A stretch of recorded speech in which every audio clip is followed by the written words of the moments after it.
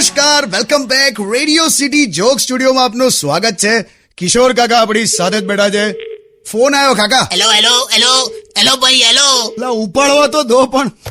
Hello ભાઈ કિશોર. હા કોણ? લે મને ના ઓળખ્યો. લા તું તો કોઈ લાશ છે, તને કોઈ ઓળખી જાય? એક તો છે ને મને હવા માણસો પર એટલો બધો ગુસ્સો આવતો હોય છે ને, ફોન કરતા ના હોય અને પછી પાછા કે મને ભૂલી ગયો, મારો નંબર તું નહીં રાખતો, મોટો માણસ થઈ ગયો છે. પછી તું રેગ્યુલર ટચમાં રહે ને. પણ કોણ છે લા, કોણ છે?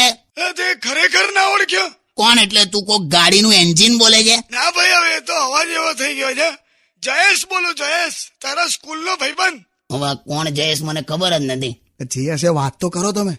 હા બોલ જયેશ. ઓળખ્યો ને હવે? હા, તારી બેન ભાગી ગયેલી એ જયેશ બોલે છે? ના ભાઈ હો, તને મને લાગે હજુ ઓળખાણ ના પડે.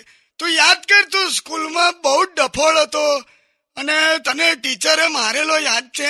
હવે તમે એટલું બધું જનરલ બોલો છો કે આવું તો બધા હાથે થયું હોય, અને માની લો કે આવું થયું હોય તો તેથી તમારી ઓળખાણ કઈથી આવી આમાં? સારું ચાલ, તને એ યાદ છે કે તારો એકવાર જબ્બો ફાટી ગયેલો, તે તું એટલો બધો ડફોળ કે તે ઉતાવળમાં જબ્બો મોચી પાસે સીવડાવે. યાર હું મેં કોઈ દિવસ કર્યું નહીં.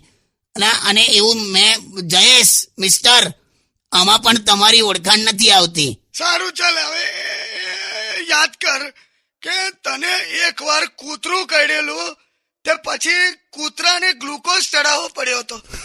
કાકા લા ગાંડો થઈ ગયો લાગે.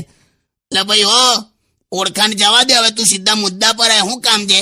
બસ એટલે તને હેપી ફ્રેન્ડશિપ ડે. અરે હમણાં કહું તો ફ્રેન્ડશિપ. હા ભાઈ, હેપી ફ્રેન્ડશિપ ડે. હા, અને હવે ફોન મૂકી દે અને સીધો ગુજરી જજે ભાઈબંધીના સામ. Only on